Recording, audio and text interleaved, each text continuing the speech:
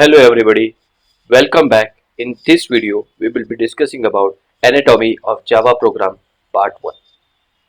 In our journey with learning programming, following are the outline topics that we'll cover in this part. First, we'll discuss about class and class structure in Java. Then we'll talk about components of classes. Then we'll discuss about methods and method structure, naming convention, Java program structure and packages. So, what is a class in Java? In Java, a class is a blueprint or a template for creating objects, right? So you might ask, what is an object? Object in Java is just an instance of a class. It's like a copy of that class blueprint. So I asked ChatGPT to generate an image for an object and a class relation, and this is what it generated. So simply put, class is like a blueprint in which you mention about itself, right? Moving ahead, let's talk about classes. It represents a concept or an entity in a real world such as person, car, a bank account, etc. Now what is the structure of a class? A class typically consists of following components. It first consists of a class declaration. We need to declare a class. Then we define the variables or the field. Then we define methods. Then we define constructs or constructors, access modifiers, nested class. So a class itself, within a class you can have another class also defined. Then we define static members. What is a class declaration? How do you declare a class? The class declaration is something like this. A class is a keyword in Java.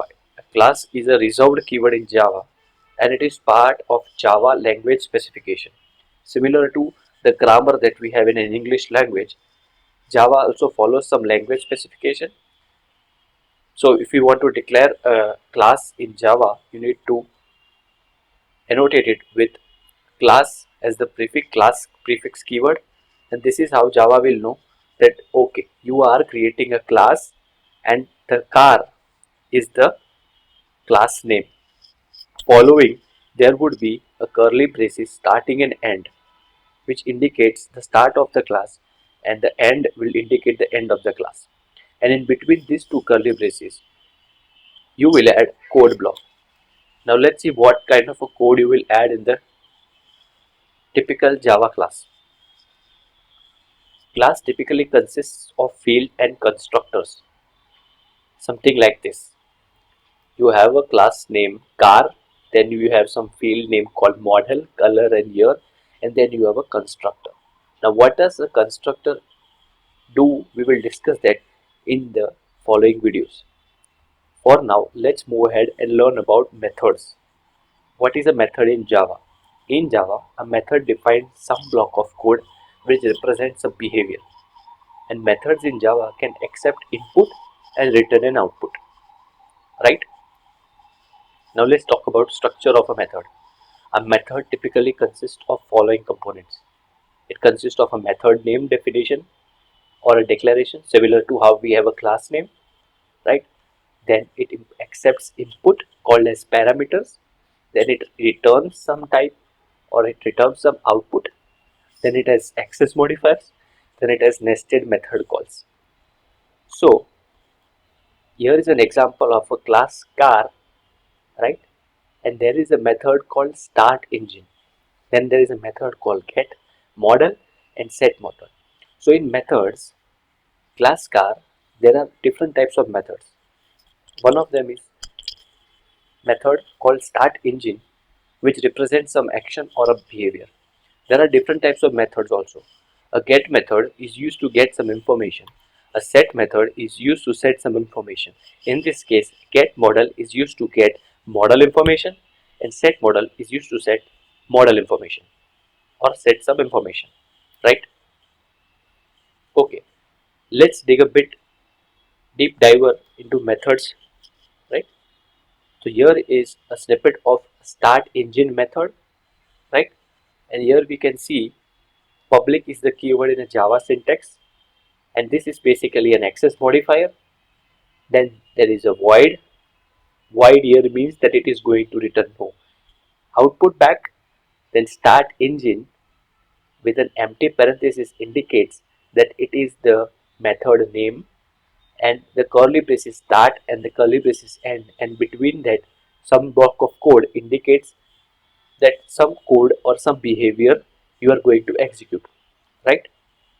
So start engine is the method name and it accepts no input here. Here the reason you see empty parenthesis means there is no input passed to this method, while our methods can accept input also. So here in this snippet, our start engine is the method name and it accepts one input of type string username.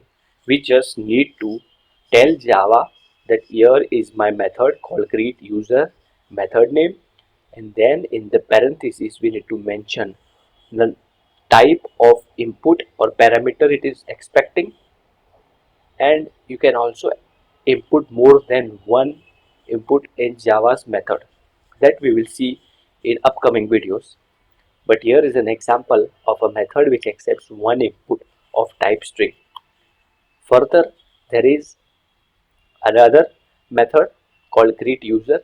It accepts one input of type string called username and returns some output, right? So after the public there is a string value, right? In the previous example it was void, but in this example if we look at, there is a type of string. This basically means that it accepts one input and returns a result of type string, right? So this is what is the basic structure of method and methods in Java. Also we talked about class and class structures, right? In the part 2 we will discuss about access modifiers, constructors and packages. Okay, thank you.